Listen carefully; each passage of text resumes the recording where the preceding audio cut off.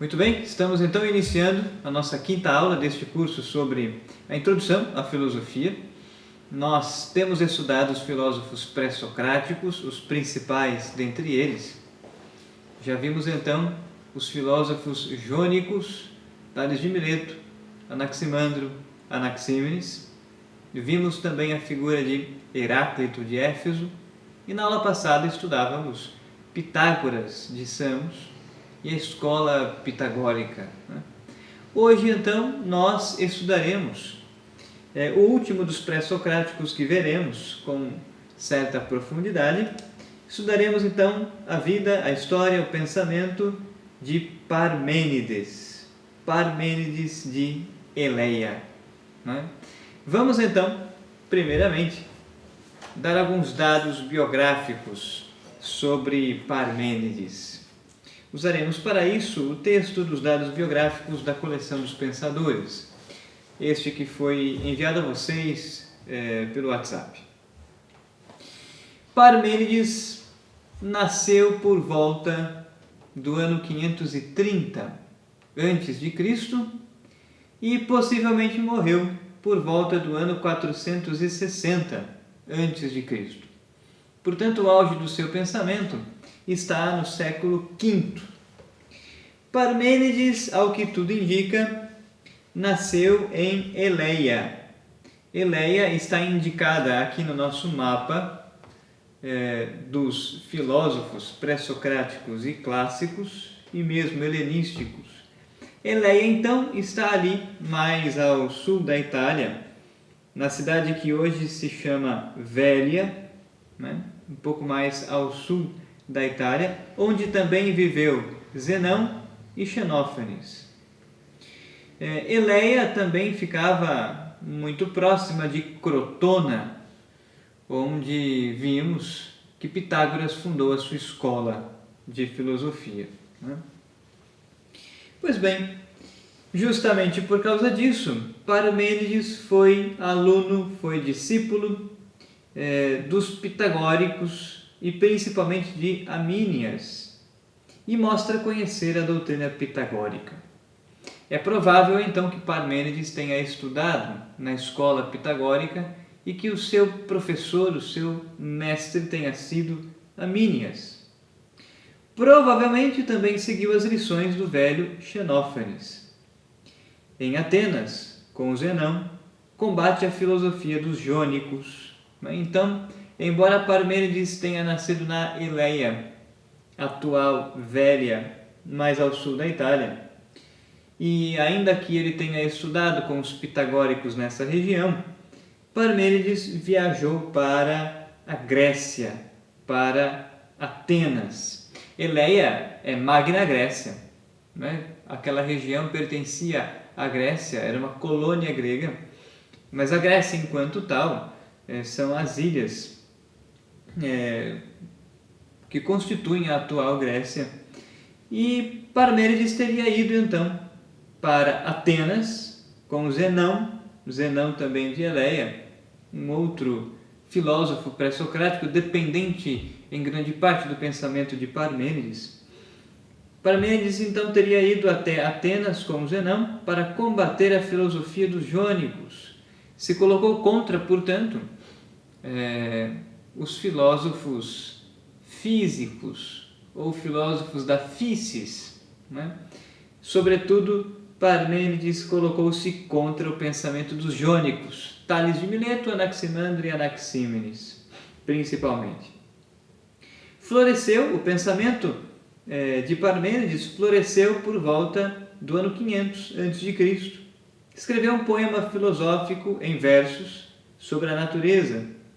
Esta obra compreende um preâmbulo e duas partes. Na primeira, trata da verdade e na segunda parte do poema, da opinião. Então, o poema de Parmênides ficou famoso ao longo da história da filosofia, porque é um poema escrito aos moldes da religião grega, mas que nos traz uma profunda reflexão filosófica e racional acerca do significado da verdade e do significado da doxa, da opinião. Conservam-se numerosos fragmentos da primeira parte e alguns da segunda. A atitude polêmica de Parmênides levanta-se tanto contra o dualismo pitagórico, ser e não ser, cheio e vazio, como, segundo alguns intérpretes, contra o mobilismo de Heráclito. Então, filosoficamente falando, Parmênides irá combater a doutrina pitagórica.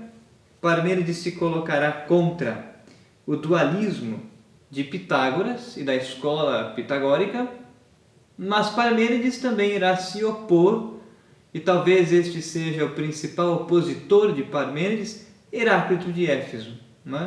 Como veremos daqui a pouco, se para Heráclito de Éfeso tudo muda, o devir, o vir a ser, é a causa de todas as coisas, para Heráclito de Éfeso, para Parmênides, em contrapartida, a causa e a origem de todas as coisas é o ser, e o ser é imutável. Não há movimento algum no ser. Ele permanece e é para sempre. Então, a doutrina filosófica de Parmênides está diametralmente oposta à doutrina filosófica de Heráclito de Éfeso, como teremos a oportunidade de analisar. Pois bem, da coleção dos pensadores podemos extrair então estes dados biográficos e também na sequência nós temos os fragmentos da doxografia, bem como o que chegou até nós, as partes que chegaram até nós do poema longo de Parmênides acerca da verdade. Muito bem. É importante dizer que o poema de Parmênides, o poema Parmenídeo, traz traços semelhantes à filosofia de Boécio, já na era cristã, porque Parmênides personifica a verdade como sendo uma deusa. E esta deusa, então, numa espécie de êxtase, o convida a contemplar a verdade por meio do exercício racional. A contemplá-la, portanto. Parmênides personifica desta forma em uma deusa, a deusa Dike, que para ele significa, representa a verdade personificada, e numa espécie de êxtase religioso, Parmênides então é levado à presença desta deusa que vai lhe ensinar as vias para que pudesse então chegar ao conhecimento dela, ou seja, o conhecimento da verdade e deleitar-se, portanto, nesta posse da verdade. Algo semelhante fará Boécio já na era cristã, cuja obra Consolação da Filosofia irá personificar a sabedoria em também uma mulher. Pois bem, nós vamos então acompanhar o texto, desta vez, do Giovanni Reale, e vamos citar o texto do padre Iarza para completar o que falta à reflexão do Giovanni Reale. Nós estamos então, portanto, na página 33, no capítulo 2 da segunda parte do volume 1 da coleção de História da Filosofia, escrita então pelo Giovanni Reale e pelo Dario Anseri. Ainda acerca de dados biográficos de Parmênides, o Giovanni Reale nos apontará o seguinte: Parmênides nasceu em Eleia, hoje Vélia, entre Punta Licosa e Cabo Palinuro, na segunda metade do século VI a.C. e morreu em meados do século V a.C. Então, o Giovanni Reale não irá se arriscar a precisar datas, até mesmo porque nós não temos tantos documentos históricos assim para ser possível precisar as datas de nascimento e morte de Parmênides. Então ele se contenta apenas em afirmar que este filósofo teria nascido na segunda metade do século VI a.C. e teria morrido em meados do século V a.C. Como quer que seja, é certo que os livros, os textos, o pensamento parmenídeo encontra-se então no século V a.C. Em Eleia fundou a escola chamada justamente Eleática, destinada a ter grande influência sobre o pensamento grego. Então, Parmênides fundou também ele uma escola filosófica, como já fizera Pitágoras anteriormente. O pitagórico Amínias encaminhou para a filosofia. Disse que foi político ativo, dotando a cidade de boas leis. Do seu poema sobre a natureza sobreviveram até nossos dias o prólogo inteiro, quase toda a primeira parte e fragmentos da segunda. Então chegaram até nós vários fragmentos, vários textos e quase o poema inteiro que Parmênides escreveu. No âmbito da filosofia da physis, Parmênides se apresenta como inovador radical e, em certo sentido, como pensador revolucionário. Então, se há algo em comum, e há, nos filósofos pré-socráticos, este algo é a investigação da natureza, a investigação da physis e a pergunta sobre a causa de todas as coisas. Pois bem, Parmênides também irá se perguntar sobre o que é a physis, qual é a causa da natureza, a causa e a origem de todas as coisas que existem. Porém, de todos os filósofos pré-socráticos que já estudamos até agora, Parmênides é aquele que buscará uma filosofia, uma explicação racional muito distinta daquelas que já vimos. Porque até aqui, todos os filósofos apresentavam como causa de todas as coisas um dos elementos da natureza. Pitágoras se afasta um pouco desse materialismo e Parmênides afastar-se-á ainda mais. Porque a causa de tudo para ele está na imutabilidade do ser. Então Parmênides se apresenta como inovador radical e, em certo sentido, como pensador revolucionário. Efetivamente, com ele, a cosmologia recebe como que um profundo e benéfico abalo do ponto de vista conceitual, transformando-se em ontologia. Então, o que temos visto até agora nos pré-socráticos é que todos eles fazem uma espécie de cosmologia, ou seja, se perguntam sobre a causa e a origem de todas as coisas que existem. Parmênides vai um pouco mais além e então transforma a cosmologia em ontologia. O que é ontologia? Ontos, do grego, o ser.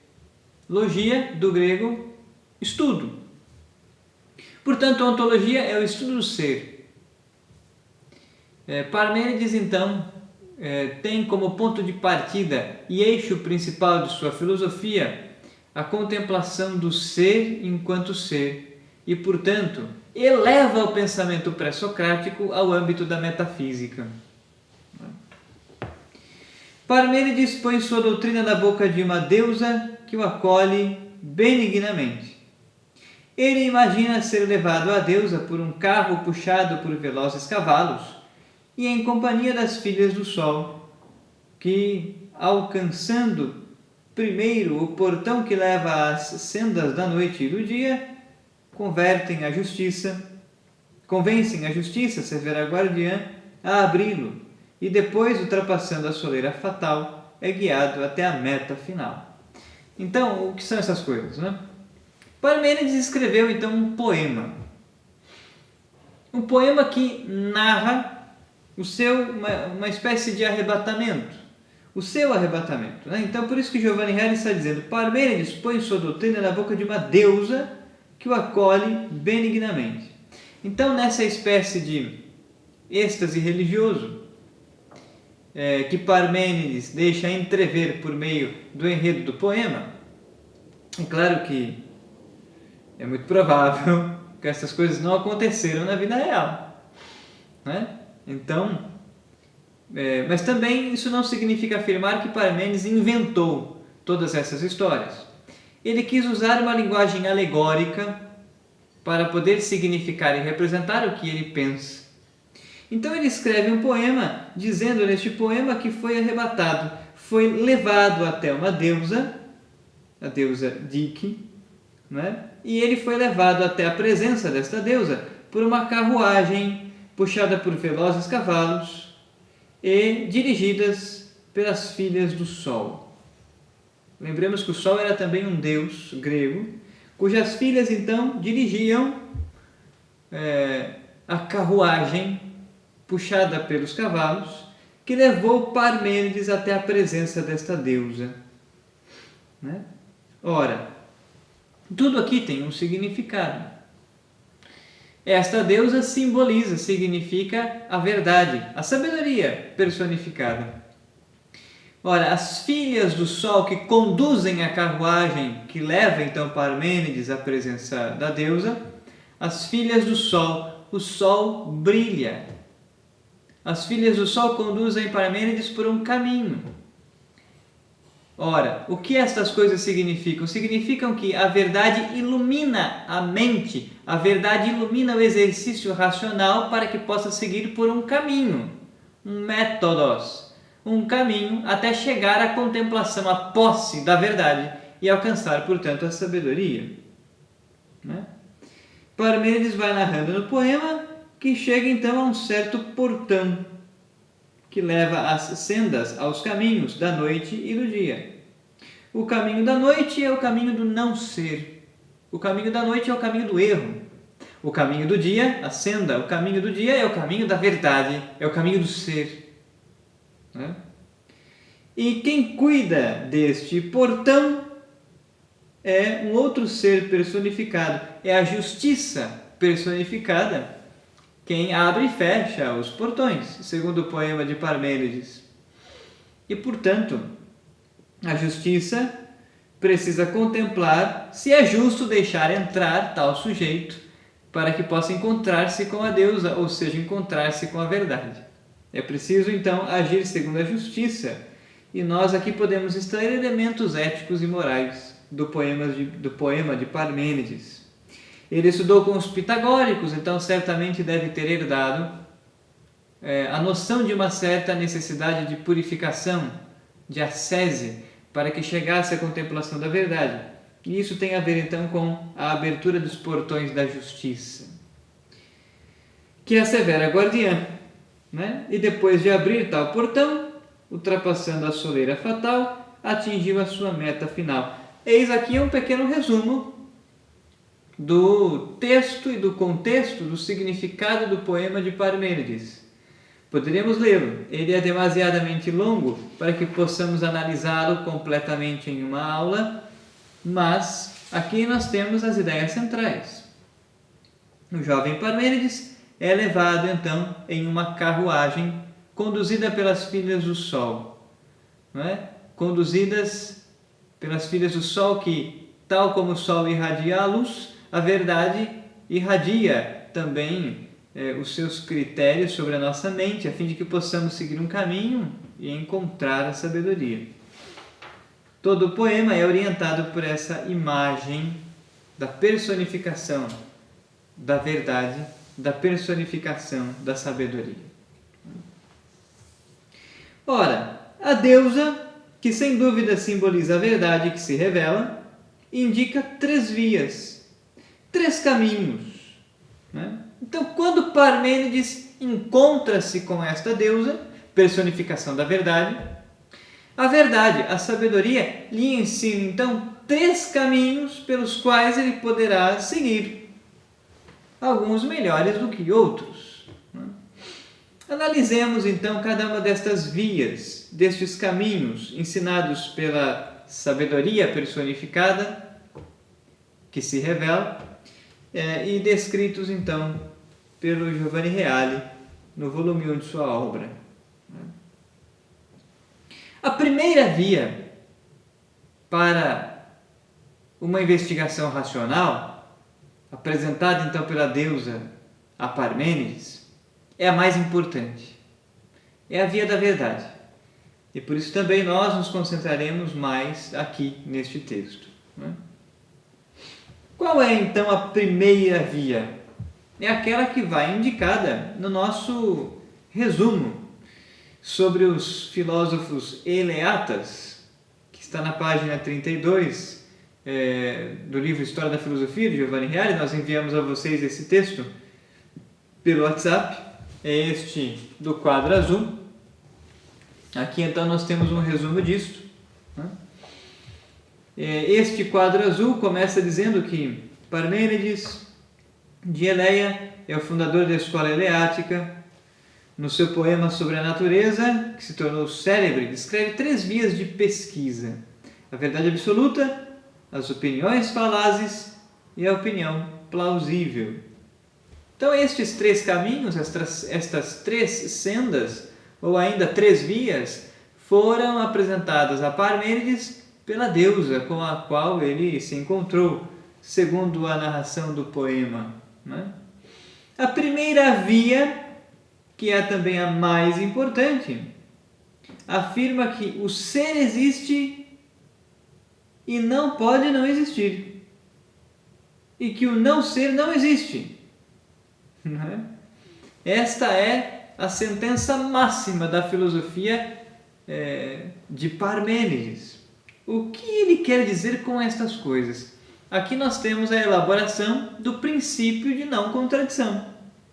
O ser existe e não pode não existir. Então, tudo o que tem o ser existe no mundo real. E se tem o ser e existência, não pode não existir, né? Se o livro existe em cima da mesa, se ele tem o ser, se nós existimos neste mundo e temos o ser, não podemos ao mesmo tempo não existir. Não podemos existir e não existir ao mesmo tempo. É o princípio da não contradição. Parmênides é o primeiro a elaborar tal coisa. E na sequência ele afirma que, além do ser existir e não poder não existir, o não ser não existe, né? Além da primeira parte do seu ensinamento, nós temos a segunda. Parmênides continua a sua afirmação e diz que o não ser não pode existir. Não existe no mundo real algo que não tenha o ser. Tudo aquilo que tem o ser tem também o existir. Agora, tudo aquilo que não tem o ser não existe. E o nada não é real. Não é? Nada que não tenha o ser pode existir, né? Portanto, Parmênides está investigando a existência de todos os entes desde o ponto de vista ontológico, desde o ponto de vista metafísico. E aqui nós podemos encontrar também uma certa semente do verbo, né? Porque se tudo que existe tem o ser, né? O nada não existe no mundo real, né? Porque não existe nada que não tenha o ser.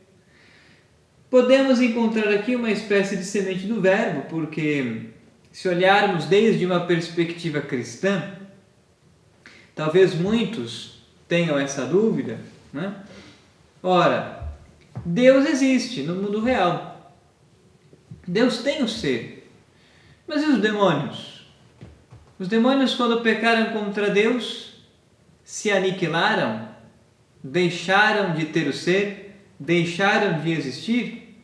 Ou ainda, anjos ou almas condenadas ao inferno voltam ao nada, deixam de ter o ser, deixam de existir?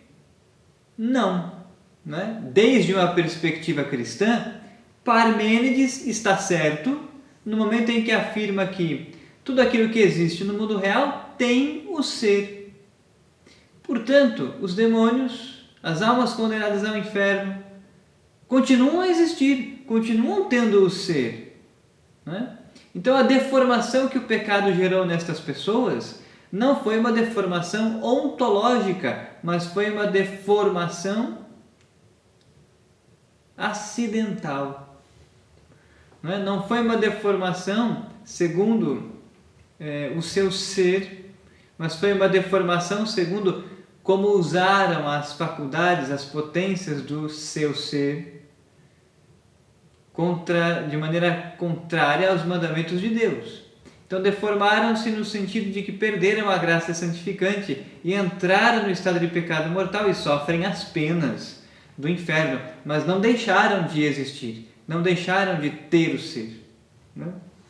Então isso desde uma perspectiva cristã, para que possamos perceber então que a origem desse pensamento acerca do ser está em Parmênides, e Parmênides influenciou não apenas a filosofia grega posterior, mas também, indiretamente, a própria teologia católica. Porque os filósofos cristãos usaram então de critérios filosóficos para tentar explicar de maneira mais exata a nossa fé. Mas vamos ler então os comentários do Giovanni Reale acerca desta primeira via. Diz então o autor: o grande princípio de Parmênides, que é o próprio princípio da verdade, o sólido coração da verdade robusta, é este: o ser é e não pode não ser. O não ser não é e não pode ser de modo nenhum. Não é? Essa é a principal sentença e esta é a causa de todas as coisas para Parmênides. Então Parmênides é um filósofo pré-socrático, primeiro porque nasceu e viveu antes de Sócrates. Segundo, Parmênides é um filósofo pré-socrático porque tem em comum com os demais esta busca, esta investigação pela causa primeira de todas as coisas.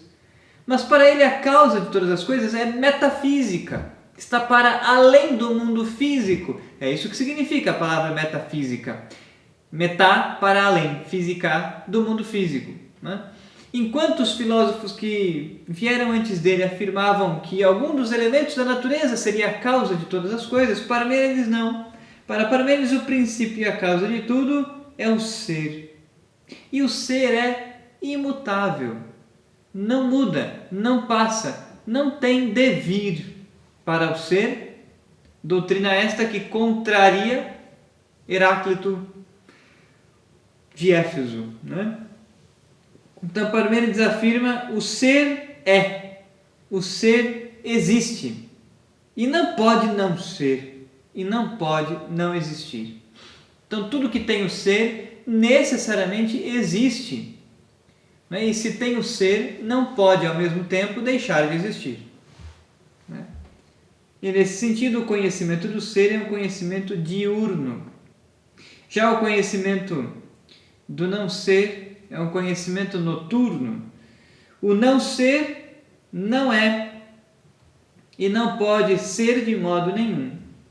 Então, nada não tem estatuto ontológico. O nada não é alguma coisa. O nada é simplesmente a negação do ser. Então, o não ser não é, não existe e não pode ser de modo nenhum. Ora, alguns filósofos contemporâneos, como por exemplo Sartre, seriam contrariados por essa doutrina de Parmênides. Porque para muitos filósofos contemporâneos, o nada possui um estatuto ontológico. O não ser é alguma coisa. O nada é alguma coisa e possui um estatuto ontológico. Mas para Parmênides isto é simplesmente um absurdo. O nada, o não ser, simplesmente não existe. Daí também aqui encontramos uma semente do verbo com relação à doutrina da criação, desde uma perspectiva católica, desde uma perspectiva cristã. Nós cremos que Deus criou todas as coisas, todas as naturezas, a partir do nada. Deus tirou o ser a partir do nada.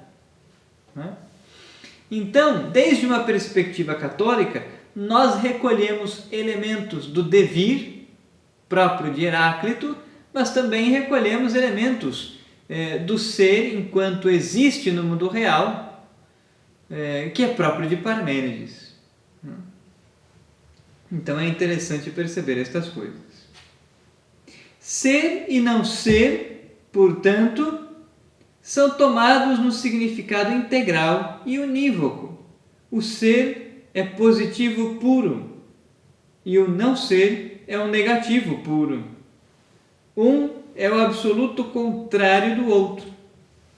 Então, em Parmênides, nós também teremos uma certa filosofia dos contrários, né? Essa contração entre o ser e o não ser.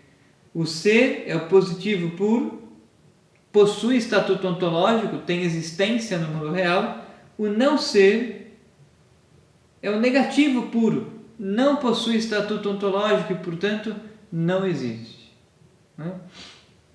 Daqui também se depreende aquilo que vai influenciar muito a filosofia cristã, de modo particular a filosofia de Santo Agostinho, que quando combate, por exemplo, os maniqueus, Santo Agostinho, quando combate os maniqueus afirmavam que existia então um princípio, um Deus bom e um princípio, um Deus mau, ontologicamente mau e perverso. Santo Agostinho dirá que não, existe apenas um único Deus e ele é bom, não é? E o mal não tem o ser enquanto tal. O mal não possui um estatuto ontológico. O mal é a corrupção de um ser originalmente bom. Né? Portanto, desde uma perspectiva cristã, os demônios não são deuses maus. Os demônios são criaturas de Deus, anjos criados por Deus em graça santificante, criados por Deus como bons, mas dotados de livre-arbítrio, se perverteram. Então a corrupção de uma natureza boa dá origem ao mal, mas o mal é a corrupção de algo que já existia. O mal não existia por si mesmo, o mal não existe senão em algo. Né? E portanto o mal não tem estatuto ontológico de maneira separada de uma substância. O mal só existe em uma substância na medida em que esta se corrompe. Né? Pois bem, a origem deste pensamento encontra-se na filosofia de Parmênides.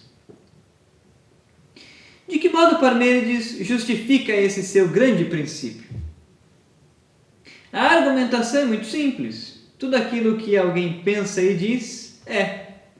Não se pode pensar a não ser pensando aquilo que é. Pensar o nada significa não pensar de fato. E dizer o nada significa não dizer nada. Por isso, o nada é impensável e indizível. Assim, pensar e ser coincidem. Portanto, pensar e ser é o mesmo. Né? Vimos então que o nada não pode ter um estatuto ontológico. Como também, diante dessa doutrina, será contrariado o próprio Nietzsche no seu niilismo. Né? Muitos filósofos modernos e contemporâneos afirmam que há um estatuto ontológico para o nada. Parmênides contraria e repugna tal coisa. Há muito que os intérpretes apontaram nesse princípio de Parmênides a primeira grande formulação do princípio da não contradição, isto é, daquele princípio que afirma a impossibilidade de que os contraditórios coexistam ao mesmo tempo. Então, os contraditórios não coincidem e não existem e não coexistem ao mesmo tempo.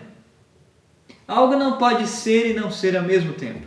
Esse livro não pode ser livro e deixá-lo de ser ao mesmo tempo. É o princípio da não contradição. Dois corpos não podem estar no mesmo lugar ao mesmo tempo. Não? É algo impossível, desde o ponto de vista natural. E os dois contraditórios supremos são precisamente o ser e o não ser. Se existe o ser, é necessário que não exista o não ser. Parmênides descobriu esse princípio, sobretudo em sua valência ontológica. Posteriormente, ele seria estudado também em suas valências lógicas, gnoseológicas e linguísticas, constituindo o pilar principal de toda a lógica do Ocidente. Então, Parmênides fundou uma das regras da lógica, que então se tornou um legado para toda a filosofia e toda a ciência ocidental. Que legado é este? na área da lógica, o princípio da não contradição. Tendo presente esse significado integral e unívoco, com o qual Parmênides entende o ser e o não ser, e portanto o princípio da não contradição, pode-se compreender muito bem os sinais ou as conotações essenciais, ou seja, são pouco a pouco deduzidos com uma lógica férrea e com uma lucidez absolutamente surpreendente, a ponto de Platão ainda sentir seu fascínio, chegando a denominar nosso filósofo de venerando e terrível. Então, desta primeira via, ou ainda deste primeiro princípio da filosofia de Parmênides, se depreendem pelo menos 3 consequências. Da primeira via se depreendem 3 consequências. Em primeiro lugar, o ser é não gerado e incorruptível. E não gerado, visto que, se fosse gerado, deveria ter derivado de um não ser, o que seria absurdo, dado que o não ser não existe. Ou então deveria ter derivado do ser, o que é igualmente absurdo, porque então ele já existiria. Então, a primeira consequência que se depreende desta filosofia de Parmênides é justamente esta, Fora do ser não existe nada e, portanto, também o pensamento é ser. Não é possível para Parmênides pensar o nada. O nada não possui estatuto ontológico. E, portanto, esta é a primeira consequência que se depreende da primeira via de Parmênides. Mas, além disso, o ser é não gerado e incorruptível. Logo, nós podemos escrever uma segunda característica do ser. O ser é imutável, ele é eterno, ele não está no devir, como para Heráclito funcionava. Para Heráclito, tudo muda, tudo passa, tudo está no vir a ser, tudo está no devir, tudo é mudança contínua. Para Parmênides, não. O ser é imutável, o ser não muda, não está no devir. O tempo não passa para ele e, consequentemente, o ser é também eterno. E é por isso que muitos intérpretes e historiadores da filosofia viram no ser Parmeníade ou no ser de Parmênides o próprio princípio e a causa primeira de todas as coisas, o que coincidiria com o próprio Deus. Parmênides é um filósofo que não prescindiu da religião. Parmênides é um filósofo religioso e a sua doutrina consegue expressar muito bem tal coisa, uma vez que revela então que o ser é imutável, ele é eterno, não está no devir, não está no vir a ser. Esse é um dos traços e das características do pensamento parmenídeo. Nas palavras então de Giovanni Reale, o ser é não gerado e incorruptível. É não gerado visto que, se fosse gerado, deveria ter derivado de um não ser. Se o ser tivesse sido gerado por algo ou por alguém, significa que o ser não existia e passou a existir, o que significaria então um movimento, um antes e um depois. Para Parmênides isso é um absurdo. O ser é imutável, logo não foi gerado por ninguém. Portanto, Parmênides descarta todo devir, todo vir a ser, toda mudança no nível ontológico de todas as coisas. Portanto, para ele, o ser é incorruptível e também eterno. O ser não tem, consequentemente, um passado, porque o passado é aquilo que não existe mais, nem um futuro que ainda não existe, mas é presente eterno, sem início, sem fim. Então aqui encontramos outra semente do verbo. Se a causa e o princípio de todas as coisas para Parmênides é o ser eterno e imutável, este ser coincide com Deus, que então é a causa e a origem de todas as coisas que existem. Ele produz o ser das demais coisas. Ele produz o movimento, mas não o sofre, não está no movimento. Não possui um passado nem um futuro. Para ele, para o ser imutável de Parmênides, o tempo não passa, logo ele é eterno. E desde uma perspectiva cristã, podemos descrever Deus com essas características. Deus é eterno porque não há um passado e um futuro, para ele tudo é presente. Deus é imutável porque não sofre movimento nenhum, é sempre o mesmo. E basta-se a si mesmo, tal como é. Por conseguinte, o ser é também imutável e imóvel, porque tanto a mobilidade quanto a mudança pressupõem um não ser para o qual deveria se mover, ou no qual deveria se transformar. Assim, o ser de Parmênides é todo igual, o ser de amálgama com o ser. Quando impensável um mais de ser ou um menos de ser, que pressuporiam uma incidência do não ser. Então, é inconcebível para Parmênides pensar que o ser poderia melhorar ou aumentar. E também é impensável para Parmênides que o ser poderia ser menor ou perder o que é, voltar ao nada. O ser é, portanto, imutável e eterno, segundo Parmênides, e este ser, enquanto ser, é a causa e o princípio de todas as coisas. A ontologia parmeníade corresponde à cosmologia. Identifica-se com a cosmologia. Aliás, várias vezes Parmênides proclama seu ser como limitado e finito, no sentido de que é completo e perfeito. Então, o ser para Parmênides é completo, perfeito em si mesmo, sem precisar de nada a mais para acrescentar, sem nada perder conforme o tempo passa. O ser é imutável. E a igualdade absoluta, a finitude e a completude lhe sugerem a ideia de esfera, ou seja, a figura que já para os pitagóricos indicava a perfeição. Pois bem, Parmênides, seguindo os pitagóricos, para Pitágoras e sua escola filosófica, a figura mais perfeita era a esfera, porque ela é una, ela é toda igual. Parmênides usa então a imagem da esfera para significar a perfeição absoluta, a ideia da completude do ser, que é causa e princípio de todas as coisas. Tal concepção do ser postulava também o atributo de unidade, que Parmênides menciona de passagem, mas que será levado ao primeiro plano, sobretudo pelos seus discípulos.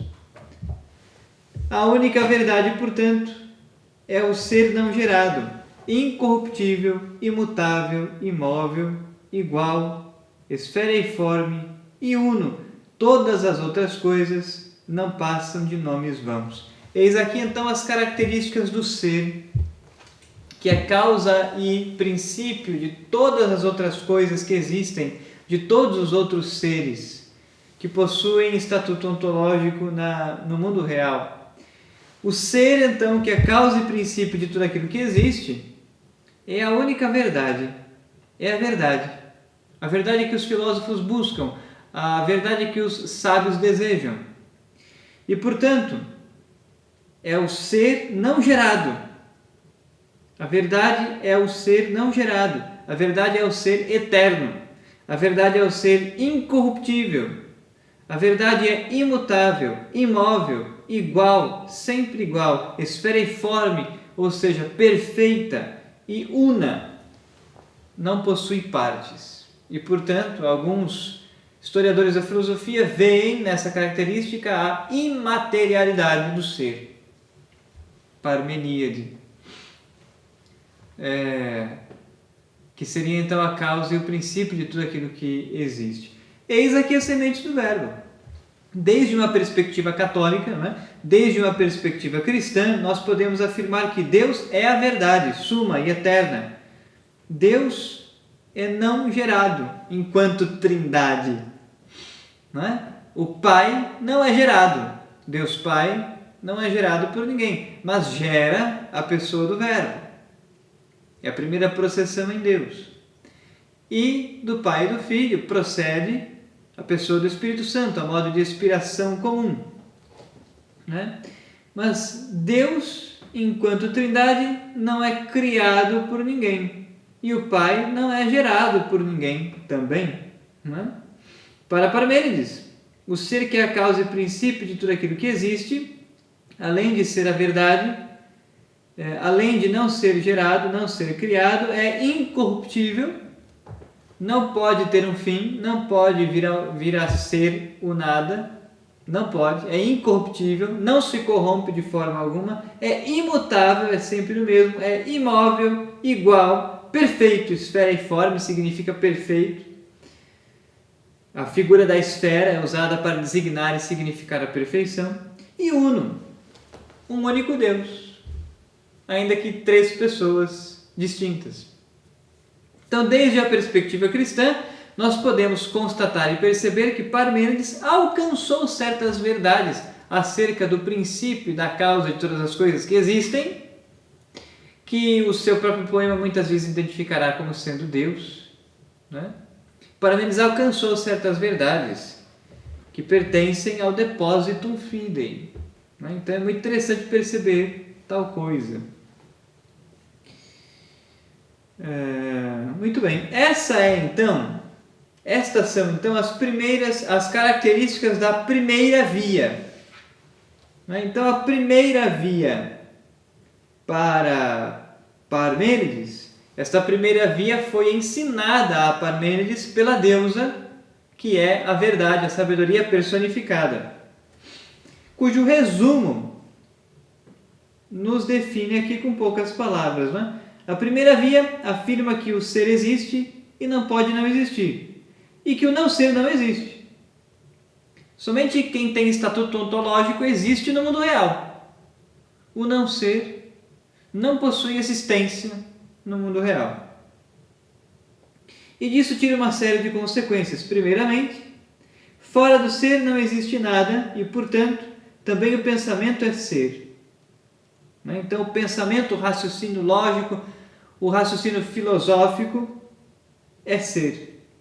Em segundo lugar, o ser é não gerado, porque de outro modo deveria derivar do não ser, mas o não ser não existe. Logo, o ser, ele é eterno. Em terceiro lugar, é incorruptível, porque de outro modo deveria terminar no não ser. Então, o ser para Parmênides é eterno, imutável e é identificado como exercício racional, com o pensamento. Além disso, não tem passado nem futuro. De outro modo, uma vez passado, não existiria mais, ou na espera de ser no futuro, ainda não existiria. E, portanto, existe em um tempo presente, é imóvel, homogêneo. Então, o ser é eterno, para ele tudo é presente. O ser não possui nem passado nem futuro, é perfeito. Né? Perfeição, que é significada pela esfera, é limitado enquanto limite significa perfeição, e uno em si mesmo, sem partes alguma que o compõem. Portanto, o ser, na visão de alguns historiadores da filosofia, o ser de Parmênides, o ser que é a causa e princípio de todas as coisas para Parmênides, seria também imaterial, puro espírito, né? Porque não possui partes, é uno. É isso que significa, então, a expressão uno, sem partes, imaterial. Portanto, aquilo que os sentidos atestam, como em devir e múltiplo, e consequentemente tudo aquilo que eles testemunham, é falso. Então, para Parmênides, só há um caminho para descobrir a verdade, só um caminho para descobrir o ser em máximo grau, o caminho da inteligência, o exercício racional, o exercício intelectivo. Porque tudo aquilo que podemos aprender pelos sentidos nos engana, falseiam a noção do ser perfeito e imutável. Ao contrário de Heráclito, que baseava a sua filosofia na constatação daquilo que os sentidos, tato, olfato, visão, audição e paladar, lhe forneciam como impressões. E por isso, para Heráclito, tudo muda, tudo está em movimento, tudo está no devir. Para Parmênides, não. Tudo é imutável. O ser é imutável e eterno. Então essa é a primeira via ensinada pela deusa a Parmênides, a fim de que ele possa realizar uma investigação racional. Mas nós temos a segunda e a terceira. Qual é a segunda via? Já no resumo sobre os Eleatas, quando lemos a segunda via de Parmênides, esta é a via do erro, a qual, confiando nos sentidos, admite que exista o devir e cai, por conseguinte, no erro de admitir a existência do não ser. Então, a segunda via ensinada pela deusa a Parmênides é uma via ensinada para que ele não siga por ali. Qual que é esta via, então? A via do erro. A via do erro é confiar mais no conhecimento dos sentidos e da experiência do que no conhecimento intelectual e racional. O conhecimento intelectual e racional nos faz contemplar o ser, que possui estatuto ontológico, que possui o existir e que, portanto, está identificado com a verdade. Os sentidos, o conhecimento que podemos alcançar por meio da experiência dos sentidos, nos faz constatar que tudo nasce, cresce, se desenvolve e morre. Que o rio flui, como dizia Heráclito, que as pessoas nascem e morrem, que as coisas estragam e perecem.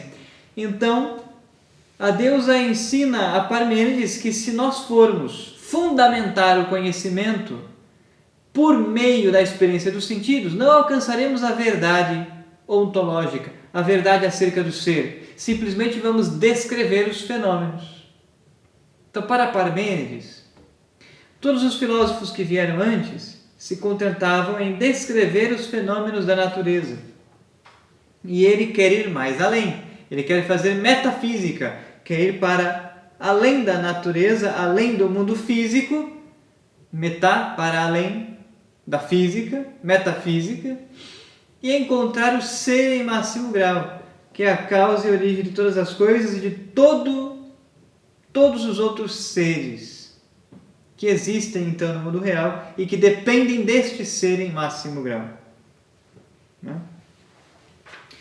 Então a segunda via é o caminho do erro.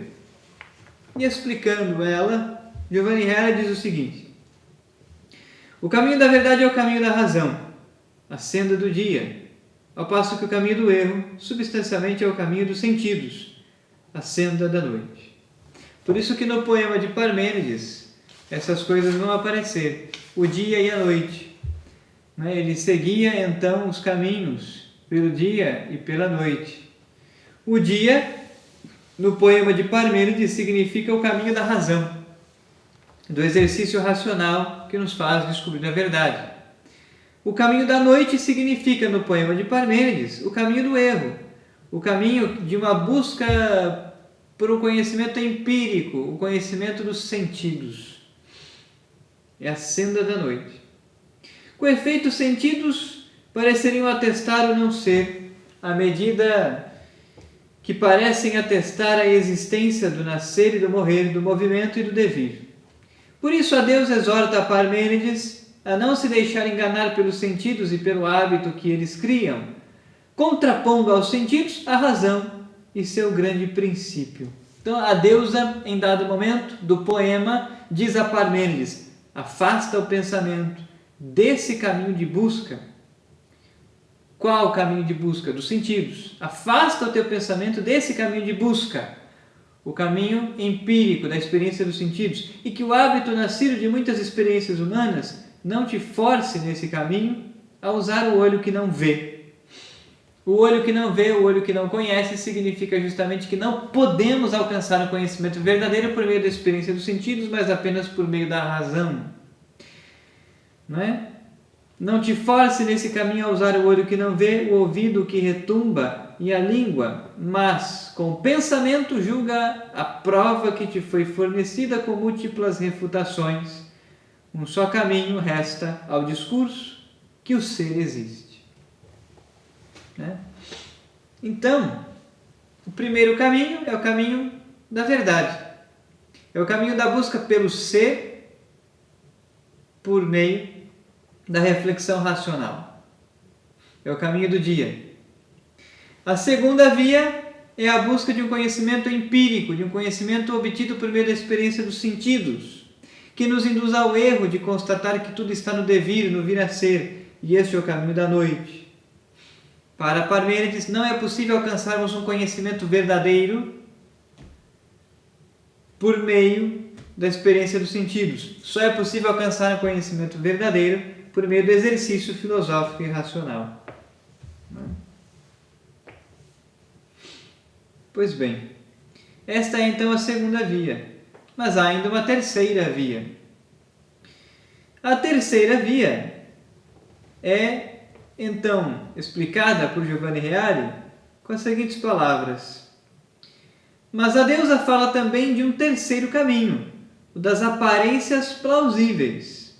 Resumidamente, Parmênides teve que reconhecer a liceidade de certo tipo de discurso que procurasse dar conta dos fenômenos e da aparência das coisas, com a condição de que tal discurso não se voltasse contra o grande princípio, o princípio de não contradição, e não admitisse juntos o ser e o não ser.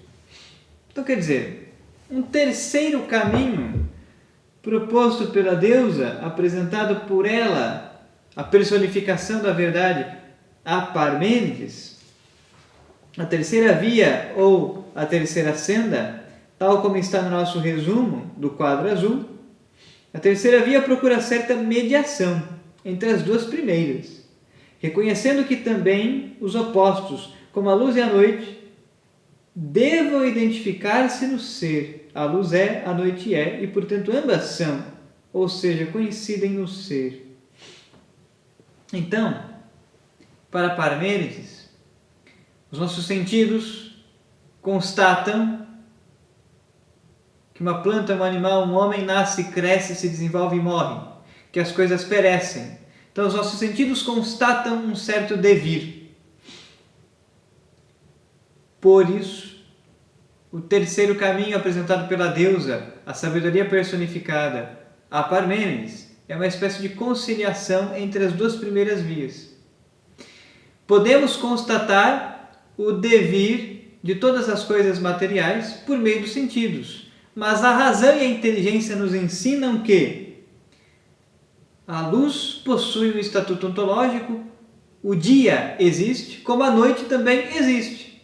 A criança existe, mas existe o adulto, que um dia foi criança, e existe o velho, que um dia foi adulto, né? Que um dia foi mais jovem. Ora, portanto, todas essas modificações, todos esses processos do devir, possuem também um estatuto ontológico, existem no mundo real. E é por isso que o ser é a causa e o princípio de todas as coisas. Né? Porque se existe a criança, existe o adulto, existe o idoso, existe o passar das noites e dos dias, existe o passar das semanas, dos meses e dos anos. Tudo é ser, tudo tem existência no mundo real. A água do rio que passa tem o ser e o existir no mundo real, e não pode não ser. Então, ao contrário de Heráclito, que afirmava que tudo flui e que a causa e o princípio de todas as coisas é o movimento, o devir, para Parmênides, tudo tem causa e origem no ser, na existência, e o ser é imutável, não pode deixar de existir. Então, ainda que as coisas estejam em um devir, elas existem. Se existem, possuem um estatuto ontológico. Se possuem um estatuto ontológico, são a verdade. Né?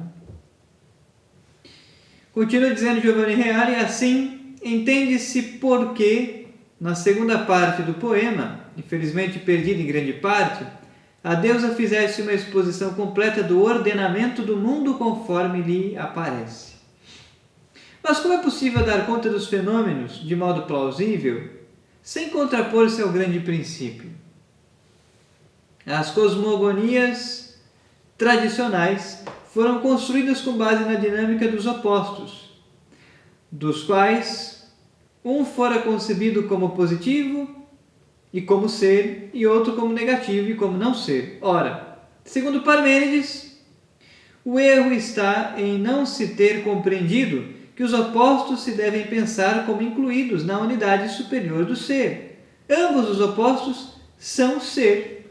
Então, se o dia é o oposto da noite, se a noite é a oposta do dia, o dia existe, tem o ser. A noite também existe, tem o ser. Então, ambos coincidem no ser, e o ser é imutável.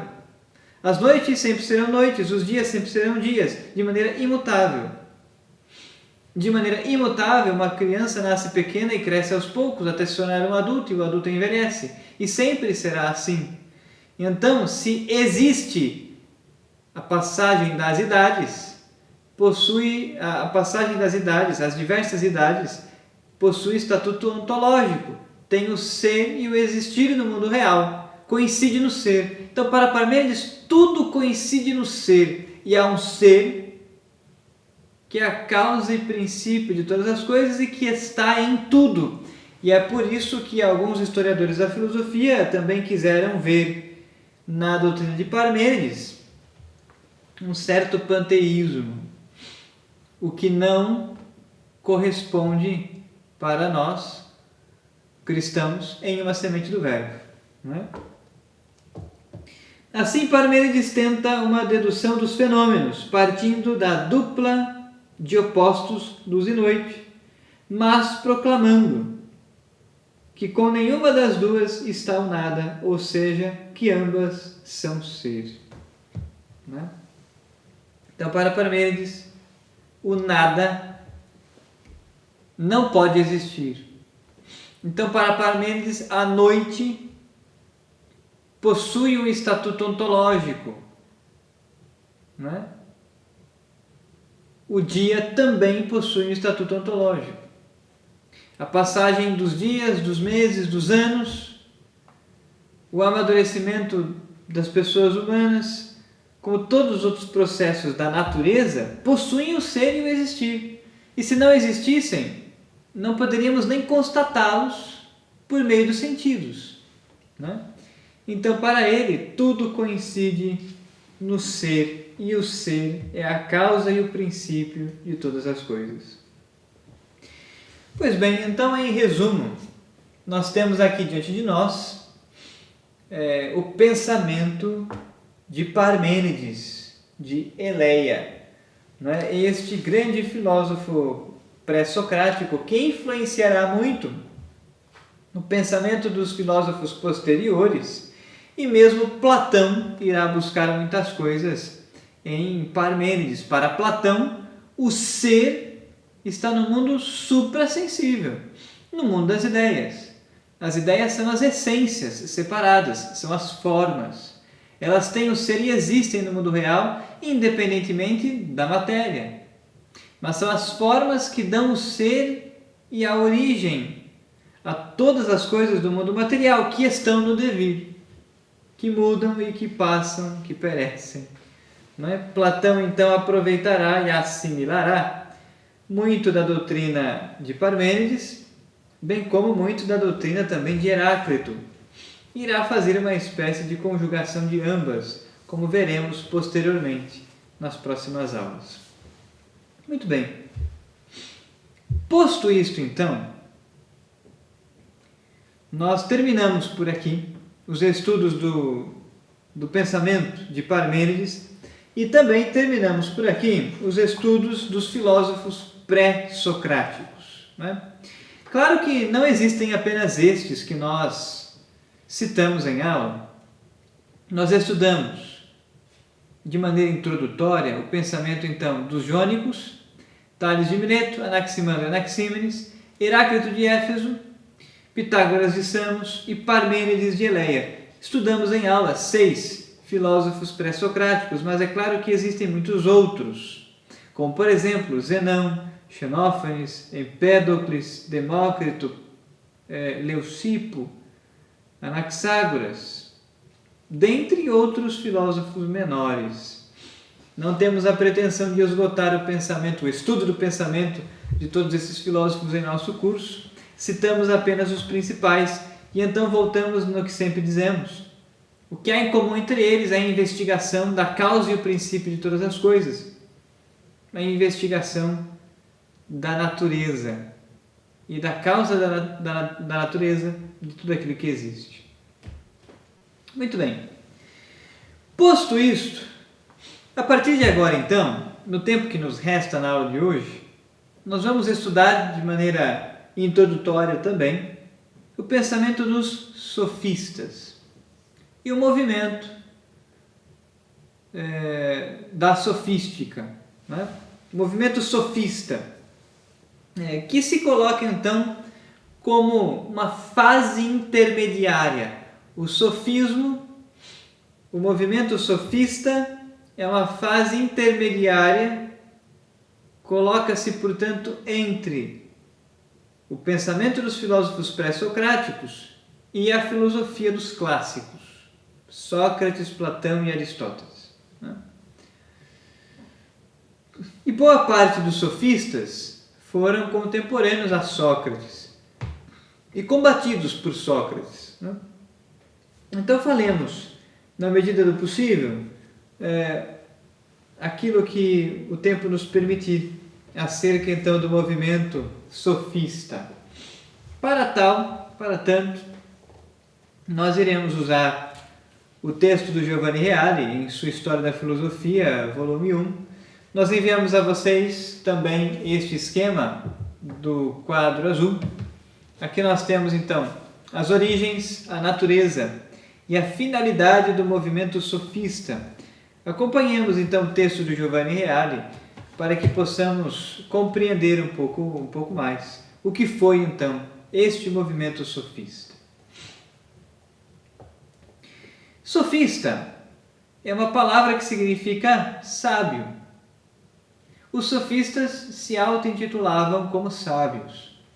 O movimento sofista surge ainda no século V a.C., no final do século V a.C., e na primeira parte do século IV a.C., e permeia todo o século IV, até chegar nos inícios do século III a.C., mas aos poucos vai dando espaço aos filósofos que nós hoje chamamos clássicos, né?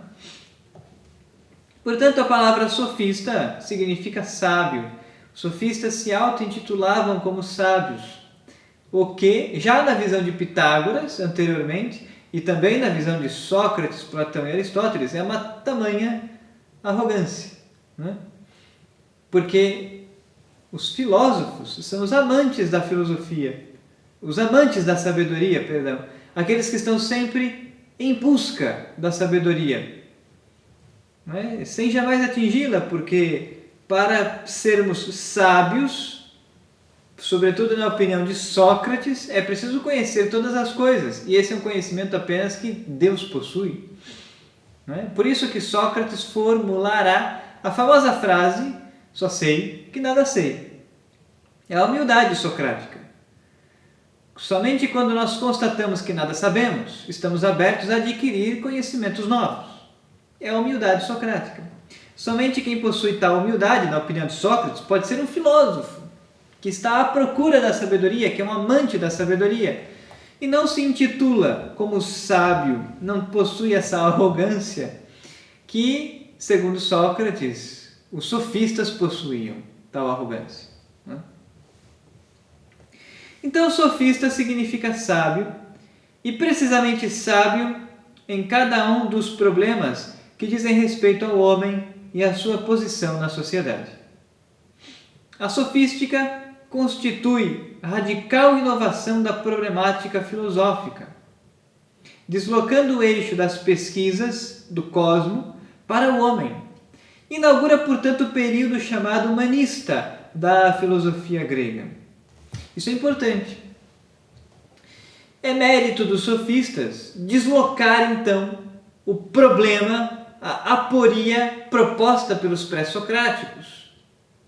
Os pré-socráticos buscavam, então, uma resposta sobre a physis, a causa e a origem de todas as coisas.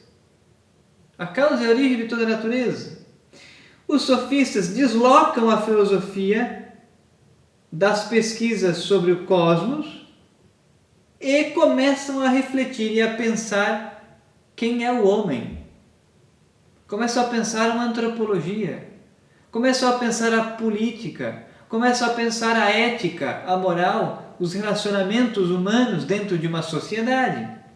Os sofistas, portanto, são os primeiros que vão refletir e pensar nestes novos problemas e trazer estes novos problemas para dentro da filosofia. Quem é o homem? Qual é o seu valor e a sua dignidade? O seu lugar no mundo? O seu agir? Como o homem deve proceder? Então, a ética, a moral? Como o homem deve organizar-se em sociedade? A política? Os sofistas são os primeiros que introduzem no pensamento racional tais questionamentos, temas, problemas. E nesse sentido podemos chamá-los, entre aspas, de humanistas. Esta nova orientação deve-se, além de causas filosóficas, os filósofos da natureza não souberam dar uma resposta satisfatória ao problema do princípio. Então essa nova orientação dos sofistas deve-se também a causas sociopolíticas, a crise da aristocracia e a ascensão da nova classe social. Os sofistas proclamaram possuir a arte de educar os homens e de prepará-los para a vida política, oferecendo-lhes novas ideias e novos instrumentos. Então, como víamos na primeira aula do nosso curso, para os homens gregos destes tempos, não é? Século V, século IV a.C., a cidade e pertencer à cidade, ser um cidadão, era algo sagrado, era algo muito importante. A participação na polis, a participação das decisões na polis, e daí a democracia grega, tais coisas eram muito importantes para um grego. Os sofistas pretendem então preparar os homens por meio de uma educação, de um processo educacional. Os sofistas pretendem educar os homens para a vida política, para exercer a vida política, para tomar os cargos de destaque. Essa era uma das principais intenções dos sofistas, serem mestres na arte da oratória, da retórica, do convencimento, a fim de conseguirem os cargos políticos mais importantes e influenciar as mentes, influenciar na decisão dos homens livres acerca do que eles queriam realizar na polis. Né? Foi daí que justamente a palavra sofista adquiriu uma certa conotação negativa, sobretudo após as críticas de Sócrates e Platão. Não é? Os sofistas não estavam exatamente à procura da verdade. Os sofistas têm o mérito de terem introduzido questões novas na filosofia, mas eles não estavam necessariamente em busca da verdade acerca destes temas novos. Eles simplesmente queriam convencer as pessoas daquilo que para eles era mais vantajoso. Então, sofista adquiriu já no tempo dos filósofos clássicos uma conotação negativa, e aí podemos distinguir sofistas de filósofos. Os filósofos estão à procura da verdade, os sofistas estão à procura do convencimento. Enquanto o fim último para os filósofos é a contemplação e a posse da verdade, o fim último dos sofistas não precisa ser a verdade. O fim último dos sofistas deve ser a manipulação das ideias, o convencimento das pessoas, né? E, portanto, a arte da retórica e da oratória e da lógica tinham um fim em si mesmas e não eram instrumentos para alcançar a verdade, como vai ser para os filósofos. Então, os sofistas proclamaram possuir a arte de educar os homens e de prepará-los para a vida política, oferecendo-lhes novas ideias e novos instrumentos. A sofística se agrupa em 4 expressões. A primeira geração dos mestres, Protágoras, Górgias e Pródico. Nossos estudos estarão concentrados em Protágoras e Górgias, mas nós temos, além destes, os outros sofistas chamados erísticos, que foram discípulos e alunos dessa primeira geração. Temos os sofistas políticos, aqueles que atuarão sobretudo na direção da polis e terão como interesse ocupar os cargos de destaque na polis. E temos ainda um grupo de sofistas ligados aos mestres da primeira geração, que constituíram a escola naturalista, assim chamada porque, como veremos a seguir, contrapunha a lei natural e positiva. Muito bem. Dissemos algumas coisas a nível de introdução, portanto, aos sofistas. O texto de Giovanni Reale segue dizendo o seguinte: sofista é um termo que significa sábio, especialista do saber. A acepção do termo, que em si mesma é positiva, tornou-se negativa, sobretudo pela tomada de posição fortemente polêmica de Platão e Aristóteles, né? Então, a palavra sofista, que significa sábio, a princípio uma palavra boa, né, com uma boa conotação, mas ganhou na sequência uma conotação negativa, quando então Sócrates, Platão e Aristóteles combateram os sofistas. Durante muito tempo, os historiadores da filosofia adotaram, além das informações fornecidas por Platão e Aristóteles sobre os sofistas, também as suas avaliações. De modo que geralmente o movimento sofista foi desvalorizado e considerado predominantemente como momento de grave decadência do pensamento grego. Então, para muitos e para boa parte da história da filosofia, os sofistas eram interpretados como um momento histórico de decadência do pensamento grego, porque os sofistas, embora usassem a lógica, a retórica, a arte da argumentação, a dialética, os sofistas usavam o exercício racional, porém não para conhecer a verdade, mas para convencer as pessoas. E, portanto, durante um período muito grande da história da filosofia, os sofistas tiveram sempre essa conotação negativa. Porém, estudos mais recentes, né, somente no século XX, foi possível uma revisão sistemática desses juízos e, consequentemente, uma radical reavaliação histórica dos sofistas. E a conclusão a qual se chegou é que os sofistas constituem um elo essencial na história do pensamento grego. Então, há algo de positivo nos sofistas. Eles constituem uma espécie de elo histórico do pensamento antigo, dos pré-socráticos, ao pensamento dos clássicos. Além disso, os sofistas foram importantes porque, como afirmávamos há pouco, introduziram temas novos no debate racional, no exercício racional. Temas como quem é o homem, a antropologia, a política, a organização do homem em uma sociedade, a ética e a moral, como o homem deve portar-se com relação aos seus semelhantes, né? Os sofistas, com efeito, operaram verdadeira revolução espiritual, deslocando o eixo da reflexão filosófica da physis e do cosmo para o homem e aquilo que concerne a vida do homem como membro de uma sociedade.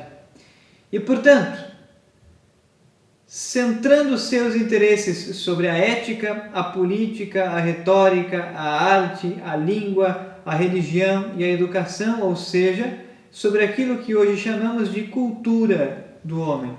Então, foi com o movimento sofista, que começou a surgir essa noção de cultura como sendo, então, a reunião, o agrupamento de todas essas características de uma nação. Né? Então, os sofistas introduziram na reflexão racional e mesmo no debate filosófico posterior estes temas, né? A ética, a política, a retórica, a arte, a língua, a religião, a educação, dentre outros. Coisas estas que nós hoje chamamos de cultura.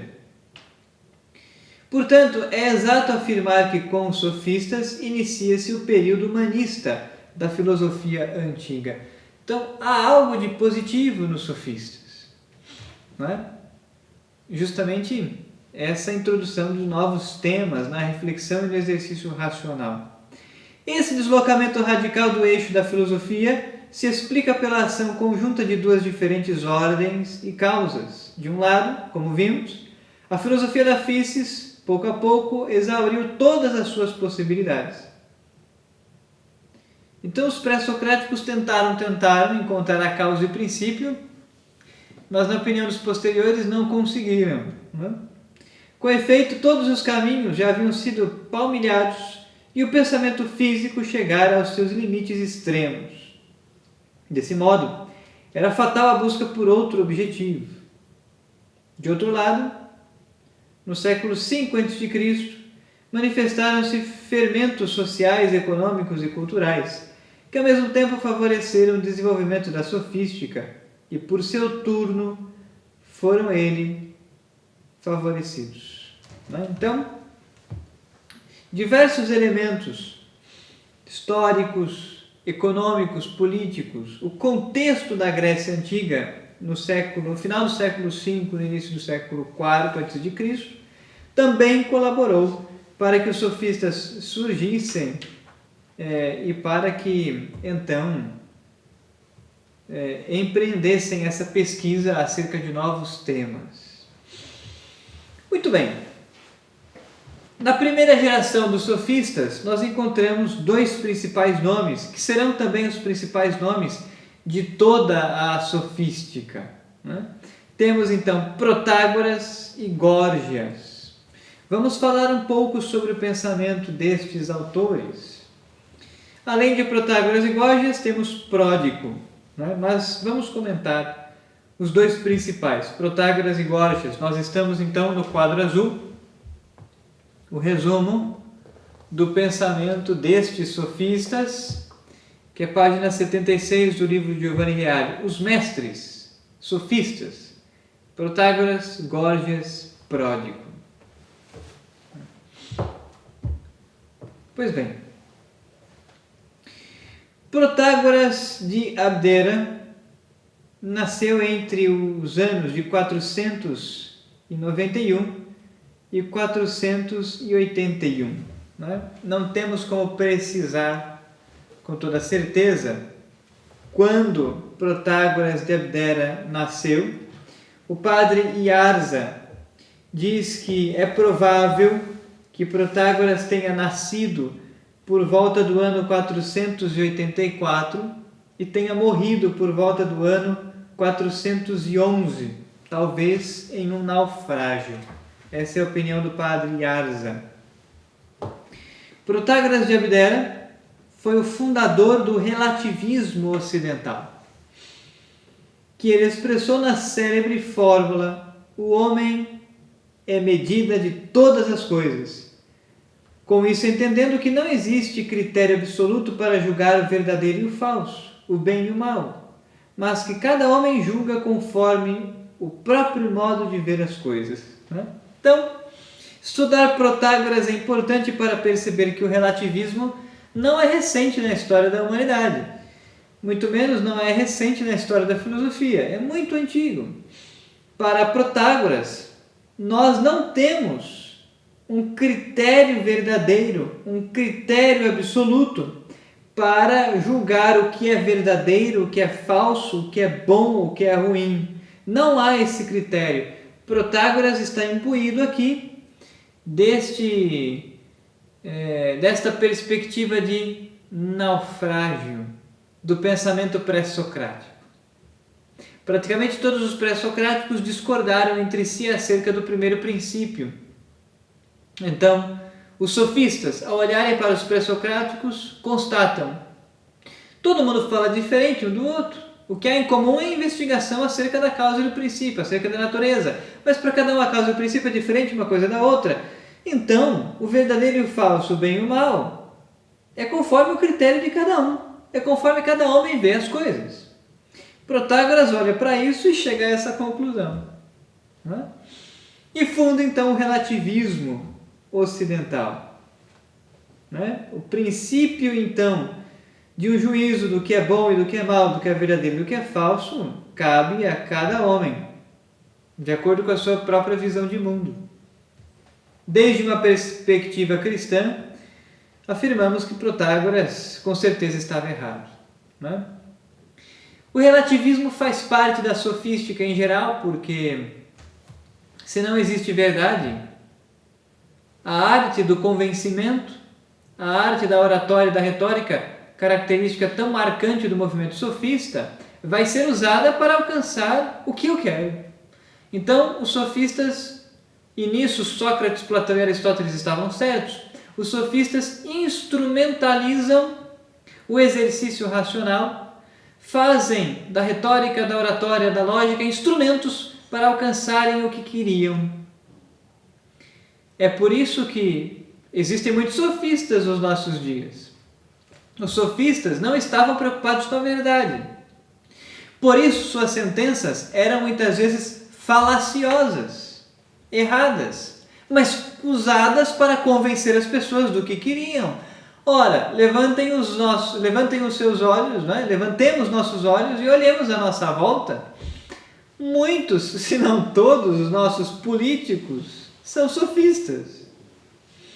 A grande parte, a grande maioria, a esmagadora maioria, 99% dos nossos políticos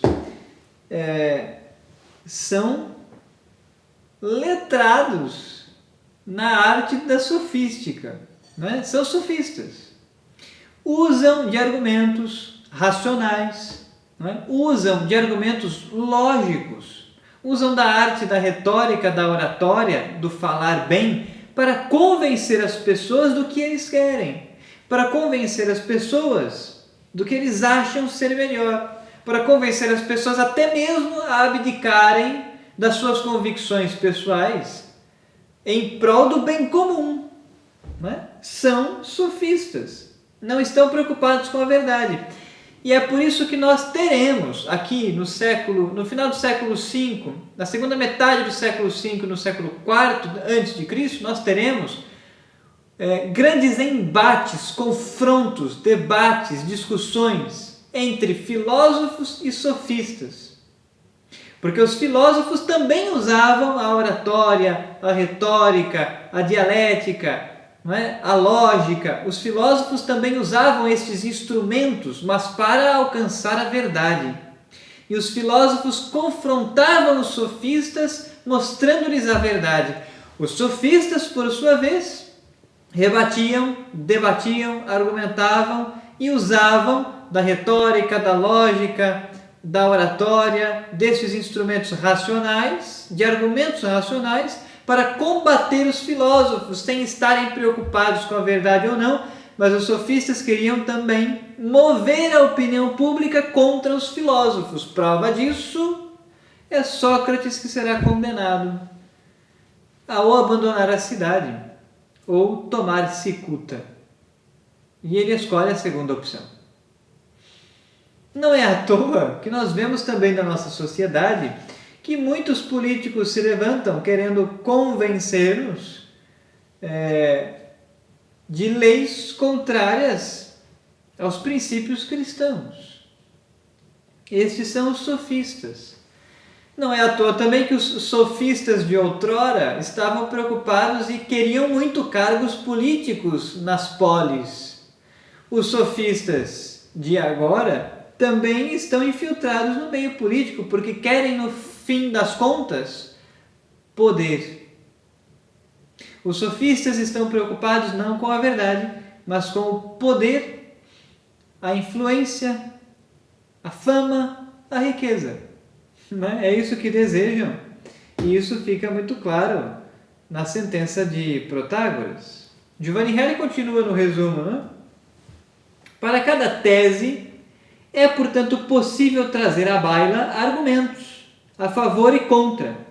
E, por conseguinte, é possível, com técnica apropriada, da qual Protágoras se diz mestre, tornar mais forte o argumento mais fraco. Nisso justamente consistia a virtude, ou seja, a habilidade do homem. Então vejam, para Protágoras, para os sofistas, a virtude era tornar o seu argumento mais forte a fim de convencer o outro. Isso é a virtude para os sofistas.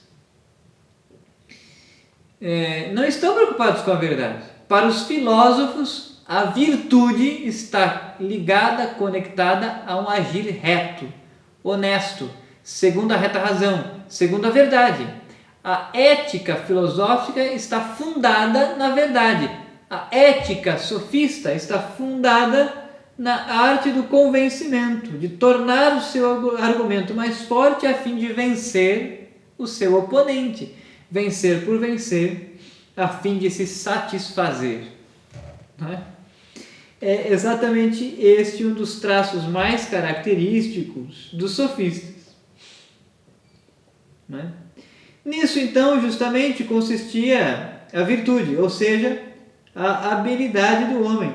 Assim, o verdadeiro e o falso, o bem e o mal, perdem qualquer determinação absoluta. Para os sofistas não há verdadeiro e falso.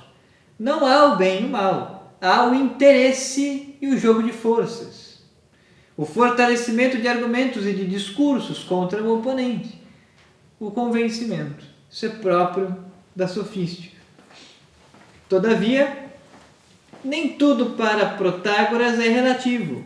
Com efeito, se o homem é medida da verdade, é medido pelo útil e pelo danoso. Estes, portanto, tornam-se referências últimas, das quais Protágoras se proclamava mestre. Então os sofistas estavam à procura do que lhes era útil e fugiam daquilo que era danoso. E nisso consistia o fim último das coisas para os sofistas. E isso está presente já no pensamento de Protágoras, o primeiro dentre eles. Por fim, agora, então, falemos sobre Górgias de Leontini. Górgias é outro sofista contemporâneo de Protágoras. Giovanni Reale afirma que Górgias de Leontini nasceu por volta de 485 a 480 a.C. O padre Iñaki Arza é da opinião de que Górgias teria nascido na Sicília por volta do ano 483 a.C., teria sido o primeiro discípulo de Empédocles e, junto com Protágoras, é um dos mais afamados sofistas. Górgias teria morrido, segundo o estudo do padre Iarza, Górgias teria morrido por volta do ano 375 a.C., então no século IV, na primeira metade do século IV a.C. Muito bem. Górgias, junto com Protágoras, é um dos mais famosos sofistas. Bom, Górgias, então, herdou de Parmênides a temática ontológica. O ser existe e o não ser não existe. Mas inverte os termos. O ser não existe e o não ser existe. Os pontos-chave de seu pensamento se exprimem nas três proposições seguintes. Então, Górgias inverte o pensamento de Parmênides. O nada existe. Górgias, então, é o sofista que dá estatuto ontológico para o nada. O nada teria o ser. O nada seria alguma coisa, ao contrário de Parmênides, cujo nada não seria nada, não existiria. Né? Pois bem, para Gorgias o nada existe. Isto se deduz do fato de que do ser os filósofos precedentes deram definições diversas e opostas, demonstrando com isso que ele não existe. Né? Então percebem que Gorgias se utiliza apenas da retórica. Né? Ele não dá argumentos racionais filosóficos. Ele simplesmente constata que os pré-socráticos, cada um deles deram uma resposta diferente para a causa primeira de todas as coisas, então essa causa não deve existir. Logo, o nada existe. Então ele parte deste pressuposto, de que ninguém chegou a uma conclusão, todo mundo deu respostas diferentes, então a causa primeira não deve existir. Portanto, o nada existe.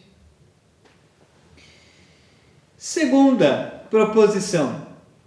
Mesmo que existisse, não seria cognoscível. Então, se essa causa primeira de todas as coisas existisse, não seria cognoscível, não seria possível conhecê-la.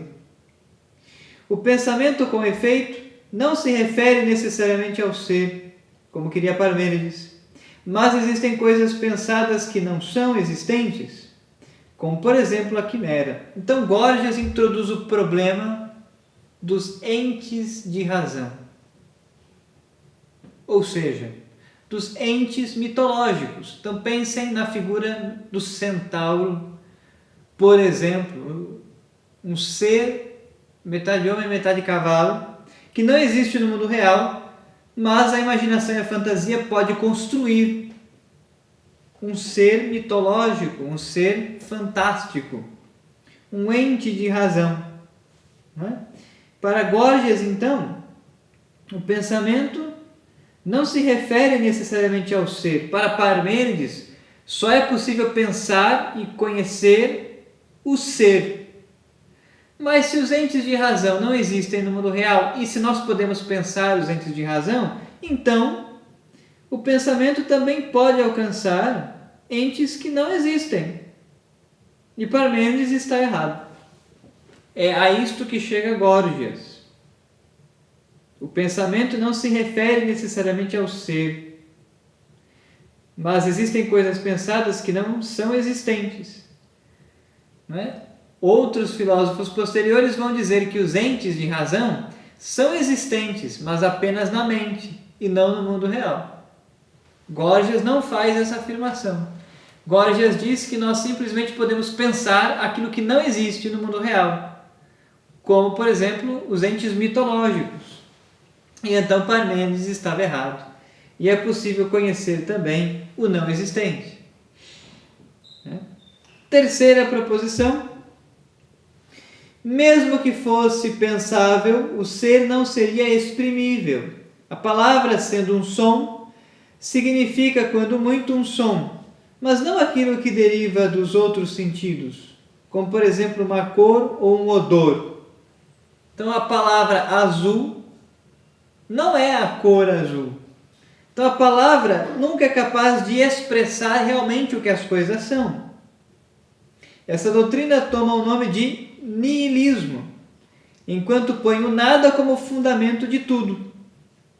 O niilismo, que tem origem com Gorgias, um sofista do final do século V, do início do século IV a.C., o niilismo, que tem origem com Gorgias, estará muito presente na filosofia de Nietzsche. O niilismo, o nada, como fundamento de todas as coisas.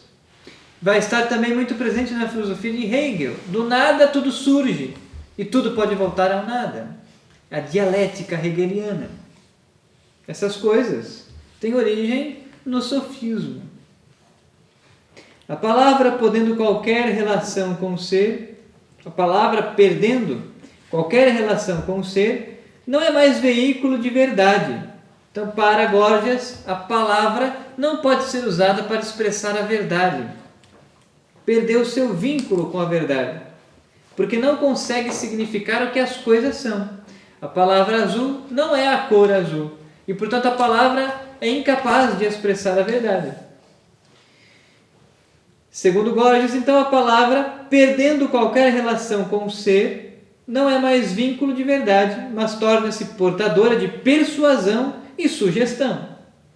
Se esta ação tem propósito prático, por exemplo, convencer o público em uma assembleia, os juízes em um processo, temos a retórica. Se ao invés tem propósito puramente estético, temos a arte. Então, se a palavra tem um propósito prático de convencimento, ela se chama retórica. Se a palavra tem um propósito puramente estético, nós temos a arte. Né? Como, por exemplo, nos poemas, nas histórias. A palavra é usada como melhor lhe apraz. Para Gorgias, a palavra não pode ser veículo de verdade, porque não há verdade. Há um grande relativismo. Estes são, então, os sofistas. Homens hábeis na arte do convencimento, mas homens cuja verdade causava repugnância. E por isso já é possível entrever que existirão muitos debates, e mesmo acalorados, entre os filósofos e os sofistas. E os sofistas acabarão por sumir ao longo da história, e os filósofos permanecerão. Os sofistas acabarão ao longo da história, acabarão como uma escola propriamente dita, sofística, mas nós temos sofistas ao longo de toda a história. Prova disso são os sofistas dos nossos tempos, né? Dos nossos dias. Muito bem. Nós vamos então terminar a aula de hoje por aqui. Nós hoje então terminamos de estudar o último dos filósofos pré-socráticos que nos propomos, Parmênides. Nós também estudamos já o início, dissemos algo sobre o movimento dos sofistas. E então, terminando a nossa aula por aqui, nós retomaremos os estudos na próxima semana, já com Sócrates. Então, a partir da próxima aula, vamos estudar os filósofos clássicos. Estamos na metade do nosso curso. As próximas 5 aulas, então, serão dedicadas aos filósofos clássicos, Sócrates, Platão e Aristóteles. Já na próxima aula estudaremos um pouco da vida e do pensamento de Sócrates e veremos os embates socráticos contra os sofistas. Portanto, o final da aula de hoje é também uma espécie de introdução à próxima. Né?